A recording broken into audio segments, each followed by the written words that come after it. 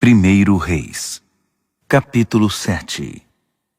Salomão demorou mais 13 anos para terminar a construção do seu palácio. Ele construiu o palácio da floresta do Líbano com 45 metros de comprimento, 22,5 de largura e 13,5 de altura. Tinha 4 fileiras de colunas de cedro, que sustentavam 45 vigas de cedro, 15 em cada fileira. Por cima estavam cobertas com cedro. Dos 2 lados havia janelas em grupos de 3. As portas eram retangulares e estavam organizadas simetricamente. Construiu um pátio com colunas medindo 22,5 metros de comprimento e 13,5 de largura. Na frente havia outro pátio coberto, e a cobertura se estendia além das colunas. Fez também um salão para audiências, também chamado Salão da Justiça, no qual ele julgava as causas. O salão foi inteiramente revestido de cedro. Construiu seu palácio particular atrás do Salão da Justiça, de maneira muito parecida. Salomão também construiu outro palácio semelhante para a filha do faraó, com quem tinha se casado. Ele não economizou. Todas as pedras utilizadas dentro e fora, desde a fundação até o telhado, eram de primeira linha, cortadas, lavradas e polidas com precisão. As pedras da fundação eram enormes, entre 3,60 metros e 4,5 metros. Eram de excelente qualidade. Por cima foram postas as melhores pedras, cortadas sob medida, e vigas de cedro. O grande pátio foi cercado por um muro de 3 camadas de pedras e uma de tábuas de cedro, como no pátio interior do Templo do Eterno. O rei Salomão mandou chamar Hurão de Tiro. A mãe de Hurão era uma viúva da tribo de Naftali. O pai dele era de Tiro e artesão em bronze.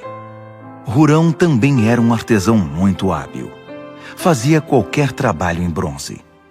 Ele veio ajudar Salomão e fez todo o trabalho de bronze. Antes de tudo, fundiu 2 colunas de bronze.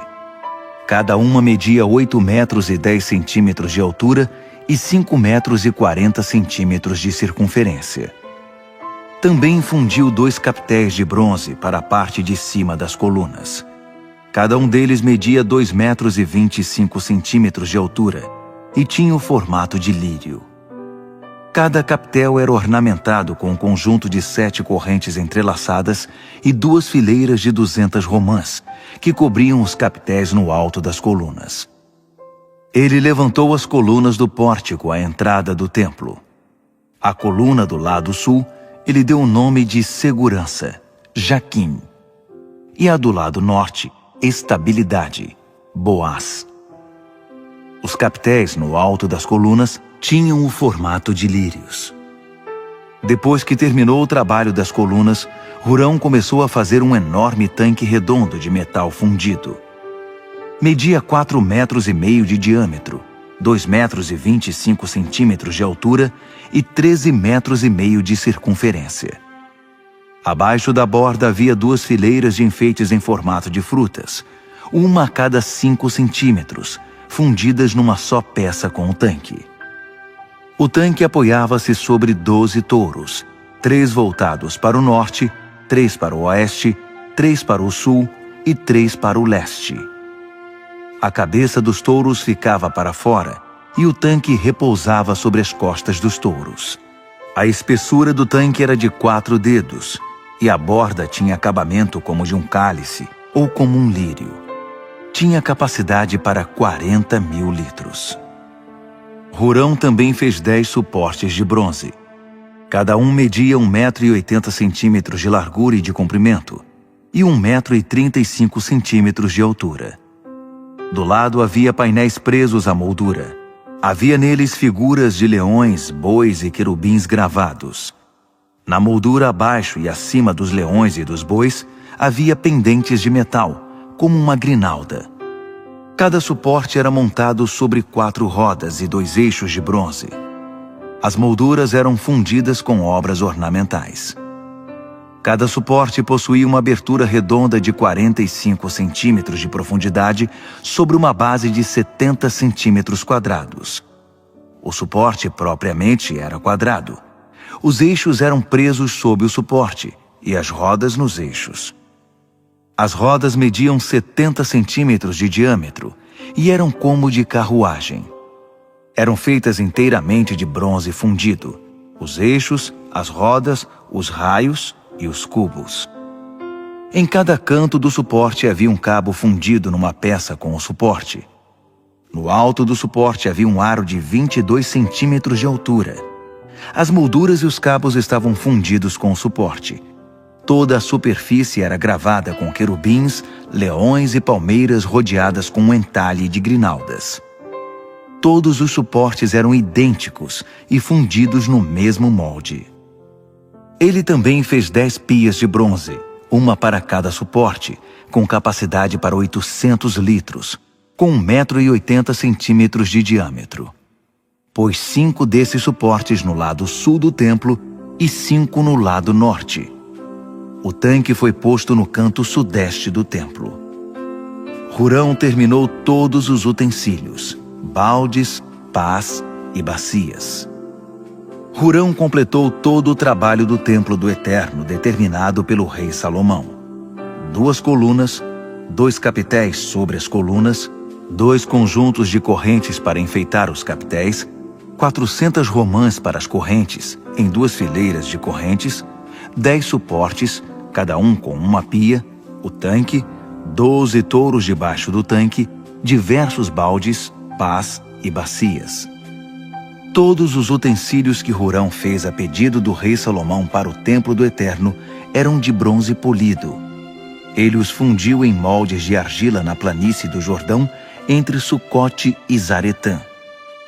Esses utensílios nunca foram pesados. Eram muitos objetos. Ninguém tem a menor ideia de quanto bronze foi utilizado. Salomão também mandou fazer toda a mobília e os demais acessórios internos do templo do Eterno. O altar de ouro, a mesa de ouro sobre a qual ficava o pão da presença, os candelabros de ouro puro, distribuídos 5 à direita e 5 à esquerda, na frente do santuário interior, as flores, as lâmpadas e as tenazes de ouro, as vasilhas, os cortadores de pavio, as bacias para aspersão, as tigelas e os incensários de ouro puro, as dobradiças das portas do santuário interior, o lugar santíssimo, também as dobradiças das portas do santuário principal. Assim foi concluído o trabalho do rei Salomão no templo do Eterno. Depois, ele trouxe os utensílios consagrados por seu pai Davi, a prata, o ouro e os utensílios, e tudo foi levado para o tesouro do templo do Eterno. 1 Reis, capítulo 8. Para celebrar o encerramento dos trabalhos, o rei Salomão convocou todos os líderes de Israel, os chefes das tribos e dos clãs patriarcais, para trazer a arca da aliança do Eterno de Sião, à cidade de Davi. Todo Israel se reuniu diante do rei Salomão no mês de Etanim, o 7º mês, para a grande festa de outono. Com todos os líderes de Israel presentes, os sacerdotes carregaram a arca do Eterno e a levaram junto com a tenda do encontro e seus utensílios consagrados. O rei Salomão e toda a comunidade de Israel estavam diante da arca, adorando e sacrificando com muitas ovelhas e bois. Eram tantos animais que não se podia contar. Os sacerdotes levaram a arca da aliança do Eterno ao lugar designado no santuário interior, o lugar santíssimo, sob as asas dos querubins. As asas abertas dos querubins se estendiam sobre a arca e suas varas. As varas eram tão compridas que as pontas podiam ser vistas da entrada do santuário interior. De mais longe não era possível vê-las. Elas continuam lá até hoje. Dentro da arca estavam apenas as 2 tábuas de pedra que Moisés tinha guardado ainda no Horebe, onde o Eterno fez uma aliança com Israel depois de tirar o seu povo do Egito. Quando os sacerdotes saíram do lugar santíssimo, uma nuvem encheu o templo do Eterno. Os sacerdotes não puderam cumprir suas obrigações sacerdotais por causa da nuvem, pois a glória do Eterno encheu o templo. Então Salomão orou. O Eterno disse que habitaria numa nuvem escura, na qual ninguém poderia vê-lo. Ó Deus, eu construí este majestoso templo como sinal permanente da tua presença invisível. Depois o rei virou-se para a comunidade e abençoou o povo. Bendito seja o Eterno, o Deus de Israel, que falou pessoalmente a meu pai Davi, pois agora ele cumpriu o que tinha prometido, dizendo: Desde que eu trouxe o meu povo Israel do Egito, não separei uma cidade entre as tribos de Israel para construir um templo em que estabelecesse o meu nome. Mas escolhi Davi para governar sobre o meu povo Israel. Meu pai Davi queria construir um templo para a honra do nome do Eterno, Deus de Israel. Mas o Eterno disse: É bom saber que você deseja construir um templo para me honrar, mas não será você, e sim seu filho que o construirá para a honra do meu nome. O Eterno cumpriu o que prometeu. Eu sou o sucessor de meu pai Davi no governo de Israel, como o Eterno prometeu. Construí um templo para honrar o Eterno, Deus de Israel, e designei um lugar para a arca que contém os termos da aliança que o Eterno fez com nossos antepassados, quando os tirou da terra do Egito.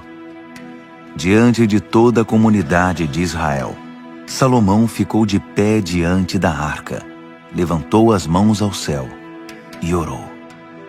Ó Eterno, Deus de Israel, não há Deus igual a ti em cima nos céus ou embaixo na terra, que guarde fielmente a aliança com seus servos e tenha um amor inabalável pelos que vivem em sincera obediência aos teus caminhos. Tu cumpriste a promessa feita a meu pai Davi. Fizeste exatamente o que tinhas prometido. A prova disso está diante dos nossos olhos hoje. Ó Eterno Deus de Israel, continua guardando as promessas feitas ao meu pai Davi quando disseste: Você sempre terá um descendente para representar o meu governo sobre o trono de Israel, com a condição de que seus descendentes sejam fiéis a mim como você é. Ó Deus de Israel, que isso aconteça. Confirma e concretiza essas promessas. É possível Deus morar no nosso meio? Nem o próprio universo é suficiente para conter o seu ser, muito menos o templo que construí. Mesmo assim, ouso pedir: atenta para a minha oração de intercessão e súplica, ó Eterno Deus meu. Ouve a minha insistente oração que faço diante de ti. Olha para este templo dia e noite, o lugar a respeito do qual disseste: aqui o meu nome será honrado. Ouve a oração que faço aqui. Ouve da tua habitação no céu e perdoa o pecado. Quando alguém ofender o próximo e decidir corrigir o erro, apresentando-se diante do teu altar neste templo e orar a ti, ouve do céu e age com justiça.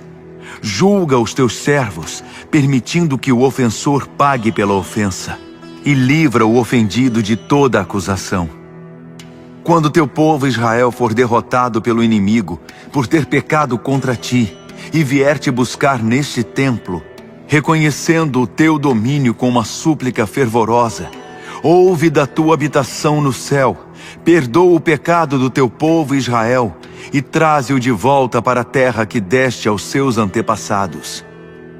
Quando o céu retiver a água e não houver chuva, porque o teu povo pecou contra ti, e o povo vier aqui para orar, reconhecendo o teu domínio e abandonando os seus pecados por causa do castigo que sofreram, ouve da tua habitação no céu e perdoa o pecado dos teus servos, do teu povo Israel. Depois, renova o teu cuidado para com eles. Ensina-os a viver como se deve. Envia chuva sobre a terra que deste ao teu povo como herança. Quando ocorrerem calamidades, fomes, catástrofes, fracasso ou doença na lavoura, invasão de gafanhotos e larvas, ou quando um inimigo os atacar, toda oração que qualquer pessoa do teu povo Israel fizer, reconhecendo as consequências do seu erro, e estender as mãos na direção deste templo, suplicando a tua ajuda, ouve da tua habitação no céu. Perdoa e age, dá a cada um o que ele merece, pois conheces o coração de cada um. Só tu conheces o coração humano, para que possa viver diante de ti em constante reverência e obediência, nesta terra que deste aos nossos antepassados. Não te esqueças do estrangeiro que não faz parte do teu povo Israel, mas veio de um país longínquo por causa da tua fama. Pessoas de todos os povos virão para cá, por causa do teu grande nome, por causa das maravilhas do teu poder. Pessoas que virão orar neste templo. Ouve da tua habitação no céu. Atende a oração do estrangeiro, para que os povos em todo o mundo saibam quem és e vivam em reverente obediência diante de ti, como o teu povo Israel. Para que saibam que tu, e ninguém mais, fazes deste templo que construí o que ele é. Quando teu povo sair para a guerra contra seus inimigos, na hora e ao lugar que tu determinares, e orar ao Eterno voltado para a cidade que escolheste e para este templo que construí para a honra do teu nome, ouve do céu a oração e a súplica do teu povo e defende a causa deles. Quando o teu povo pecar contra ti, e por certo pecará, pois não há ninguém que não peque, e na tua ira o entregares ao inimigo para ser levado prisioneiro à terra dele, seja próxima, seja distante, mas se arrepender na terra do cativeiro, e orar do exílio com sinceridade de coração, nós pecamos, cometemos um grande erro, agimos com perversidade, e mudarem seu coração, com determinação na terra do inimigo que os conquistou, e orarem a ti voltados para esta terra, a terra que deste aos seus antepassados, para a cidade que escolheste e para este templo que construí para honrar o teu nome, ouve da tua habitação no céu as orações persistentes e fervorosas e defende a causa deles. Perdoa o teu povo que pecou contra ti. Perdoa a terrível rebeldia e faz que seus opressores sejam compassivos com eles. Afinal, são todos teu povo, tua herança valiosa a quem resgataste do meio daquela fornalha de fundição, o Egito. Ouve com atenção as orações do teu servo e do teu povo Israel. Ouve todas as vezes que clamarem a ti. Tu mesmo os escolheste entre todos os povos da terra para serem teu povo, como disseste por meio de teu servo Moisés, quando tiraste nossos antepassados da terra do Egito. Tendo acabado de orar ao Eterno dessa maneira ousada e eloquente, Salomão ficou de pé diante do altar do Eterno, no qual tinha estado de joelhos todo o tempo, com os braços estendidos para o céu. Já de pé, ele abençoou toda a congregação de Israel, clamando em alta voz: Bendito seja o Eterno, que concedeu paz a seu povo, como tinha prometido. Nenhuma de todas as maravilhosas promessas que fez por meio de Moisés se perdeu. Que o Eterno, nosso Deus, esteja conosco, assim como esteve com os nossos antepassados, e nunca desista de nós, nem nos abandone. Que estejamos sempre atentos e dedicados a Ele, e assim possamos seguir o caminho que traçou para nós, atentando para as suas orientações, andando no compasso e no ritmo que Ele estabeleceu para nossos antepassados. Que as palavras que proferi na presença do Eterno estejam sempre diante dele dia e noite, para que ele faça o que é certo para mim e garanta justiça para o seu povo Israel dia após dia. Então, todos os povos da terra saberão que o Eterno é o Deus verdadeiro e que não há outro Deus. Quanto a vocês, vivam em total obediência ao Eterno, nosso Deus, seguindo o caminho que Ele traçou para nós. Estejam atentos a tudo que Ele nos mostrou hoje. O rei e todo Israel adoraram, oferecendo sacrifícios ao Eterno. Salomão apresentou ofertas de paz, sacrificou ao Eterno 22.000 bois e 120.000 ovelhas. Foi assim que todo Israel e o rei dedicaram o templo do Eterno. Naquele mesmo dia, o rei dedicou a parte central do pátio, que ficava diante do templo do Eterno, para uso sagrado. Ali ele sacrificou ofertas queimadas, ofertas de cereal e a gordura das ofertas de paz, pois o altar de bronze não comportava todas essas ofertas. Foi assim que Salomão celebrou a festa do outono com todo Israel. Havia gente desde o extremo nordeste em Lebo-Hamate até o extremo sudoeste no ribeiro do Egito, uma grande multidão. A festa durou 7 dias e depois mais 7, 2 semanas de festa. Depois ele os despediu. O povo abençoou o rei e voltou para casa, todos entusiasmados e com o coração agradecido por todas as coisas boas que o Eterno tinha feito pelo seu servo Davi e por todo o povo de Israel.